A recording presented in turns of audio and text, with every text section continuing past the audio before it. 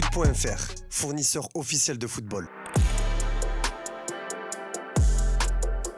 Salut à toutes et à tous et bienvenue dans ce nouveau JT Foot Mercato. Comme chaque année depuis maintenant 10 ans, l'Institut Football Benchmark a dévoilé son classement des 32 clubs les plus valorisés du monde. Sans surprise, c'est le Real Madrid qui trône en tête avec un total de 6,278 milliards d'euros. Sur la deuxième marche du podium, on retrouve Manchester City avec un bilan de 5,104 milliards d'euros. Malgré une saison catastrophique, Manchester United se place en troisième position avec une valeur estimée à environ 5 milliards d'euros, devant le Barça 4,459 milliards et le Bayern Munich 4,281 milliards d'euros.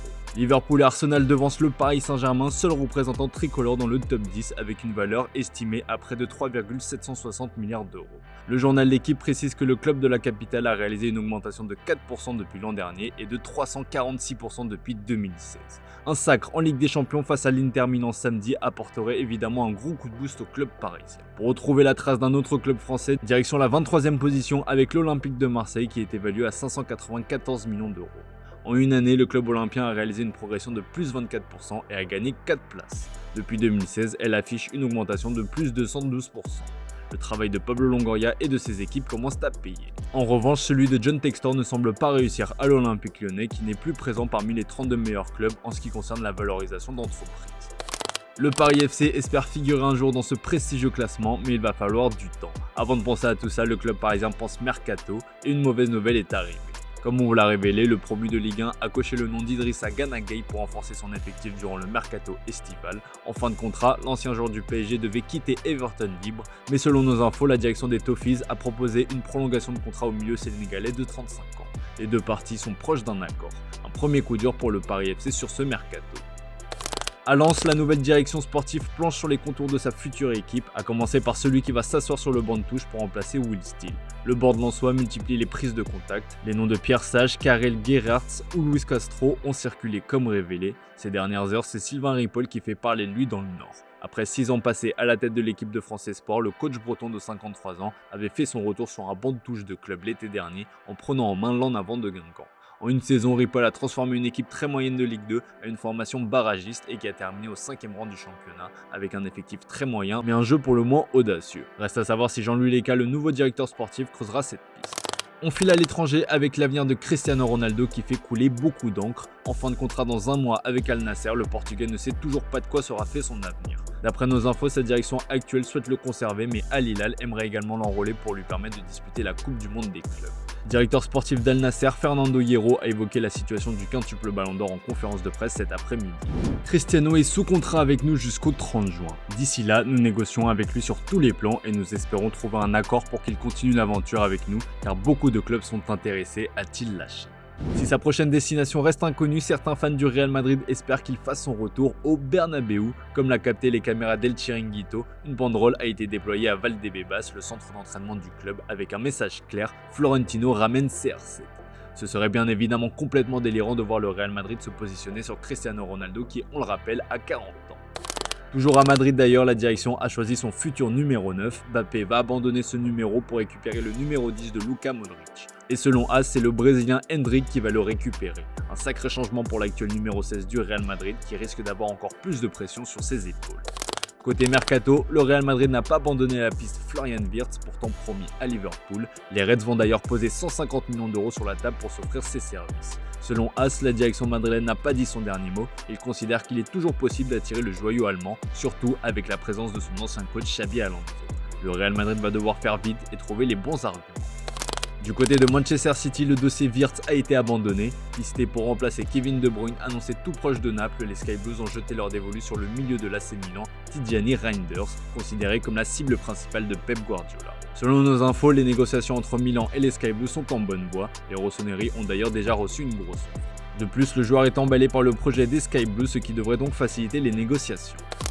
Du côté de Manchester United, on n'abandonne pas la piste Victor Osimhen. Selon le média italien Il Napolista, les Red Devils vont proposer un échange fou à Naples. Rasmus Højlund plus une certaine somme d'argent contre l'attaquant nigérian qui, on le rappelle, est actuellement prêté à Galatasaray.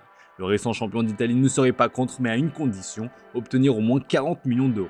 Dans le même temps, Naples serait tout proche de s'offrir Jonathan David, libre de s'engager où il veut depuis la fin de son aventure à Lille. De son côté, Victor Osimhen aurait déjà donné son accord verbal à Al Hilal selon le Daily Mail. Bref, les attaquants risquent encore d'agiter ce mercato estival. À Chelsea, on pense déjà au lendemain après le sacre hier en Europa Conference League face au Betis Séville. Grâce à sa 4e place en championnat, les Blues vont retrouver la Ligue des Champions. Et comme c'est souvent le cas, ils vont sortir le chéquier durant le mercato. 4 joueurs plaisent à la direction pour un total de 315 millions d'euros. Comme on vous l'a révélé, des discussions ont eu lieu avec le clan Hugo Ekitike. Selon le Télégraphe, l'attaquant de Francfort est évalué à 100 millions d'euros, il serait même une priorité. Liam Delap d'Ipswich Town figure aussi sur la shortlist, c'est la piste la moins onéreuse puisqu'il ne coûterait que 35 millions d'euros. Chelsea a ses chances puisque son concurrent direct sur ce dossier, Manchester United, n'est pas qualifié pour une Coupe d'Europe l'an prochain. Enfin, les Blues ont coché les noms de Victor Gyökeres qui a une clause libératoire de 100 millions d'euros au Sporting et Benjamin Sesko pour lequel le RB Leipzig demande environ 80 millions d'euros. Liverpool de son côté a réglé un dossier épineux, celui de la prolongation de Mohamed Salah. Comme il expliquait au micro d'On Sport, s'il n'avait pas prolongé avec les Reds, il serait parti en Arabie Saoudite. D'ailleurs, il ne ferme pas totalement la porte à un départ au Moyen-Orient dans un futur proche, peut-être à l'issue de son bail avec Liverpool qui se termine en 2027. À 32 ans, celui qui vient d'être élu meilleur joueur de la saison en Première Ligue se voit continuer encore longtemps. Si vous me demandez mon avis, je pense que je peux jouer jusqu'à 39 ou 40 ans, mais si je sens que je veux arrêter avant, j'arrêterai. J'ai accompli beaucoup de choses, a-t-il expliqué. Des nouvelles de Neymar Jr, Santos a affronté hier le RB Leipzig en match amical, c'était l'occasion d'assister aux retrouvailles entre Le Ney et Xavi Simons. Le Brésilien a joué une mi-temps sur 2, mais ce dont on parle dans la presse brésilienne, ce n'est pas le terrain mais bien de son avenir sportif, lui qui sera en fin de contrat le 30 juin prochain. Après le match d'hier soir, Neymar Senior, le père et représentant du joueur, a été invité à évoquer la situation de son fils qui avait fait planer le doute il y a quelques jours. Nous ne pouvions prendre aucun risque, je ne pouvais pas prendre ce risque à Santos. Je pourrais dire que je veux un contrat de 3 ans et je ferai porter la responsabilité à Santos. Nous ne sommes pas venus pour ça. Nous sommes venus pour montrer notre solidarité avec Santos. Santos avait besoin d'aide et d'un impact pour attirer des supporters et des sponsors. C'est ce qui s'est passé. Neymar avec Santos était censé se réinstaller ici, a-t-il déclaré. Papa Neymar n'a donc pas vraiment répondu, même s'il a assuré que son fils avait des touches ailleurs. Relancé sur le sujet, le principal intéressé a quant à lui encore esquivé. Je ne répondrai plus sur ce sujet. J'ai déjà dit que je ne sais pas encore, que je réfléchis. Ça ne sert à rien que tu me reposes la question dans 3 jours, car la réponse sera la même. Je ne déciderai qu'après le 12, a-t-il lâché. Patience donc. On passe aux officiels du jour et ça bouge pas mal. En plus d'avoir été sacré champion d'Arabie Saoudite il y a quelques jours, le club voit sa star Karim Benzema devenir le meilleur joueur du championnat. Une belle récompense pour le Noébé qui a inscrit 21 buts pour 9 passes décisives en 29 matchs. Karl Toko Ekambi quitte Al Ettifaq. Notre joueur Ekambi, merci pour tout, peut-on lire dans le message publié sur X par Al Ettifaq au sujet de l'ancien de l'OL qui va donc devoir trouver un nouveau point de chute. C'est une immense page qui se tourne du côté de Galatasaray. Fernando Muslera quitte le club après 14 ans de présence et d'innombrables trophées remportés. À 38 ans, le portier a décidé en accord avec la direction de ne pas prolonger son contrat. Arrivé à Wolverhampton en janvier 2023 en provenance du PSG contre environ 7 millions d'euros, Pablo Sarabia quitte le club anglais où il arrive en fin de contrat. L'ailier espagnol de 33 ans est désormais un joueur libre sur le marché. Annoncé dans le viseur de l'AC Milan, Vincenzo Italiano a finalement prolongé son contrat avec Bologne. Il est désormais lié jusqu'en 2027 et mènera son équipe en Ligue Europa la saison prochaine.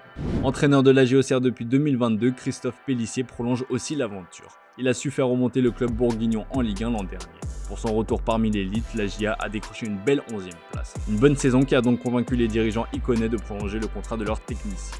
Petit coup de tonnerre chez les Violets, Damien Comolli quitte la présidence du Toulouse FC après 5 ans. L'intéressé a confirmé la nouvelle lui-même sur ses réseaux sociaux. Comme annoncé par la presse italienne depuis plusieurs semaines, l'ex-président de Toulouse va signer dans les prochains jours à la Juventus où il deviendra directeur général selon la Gazzetta dello Sport. Il sera le premier point de référence en tant que responsable du secteur sportif.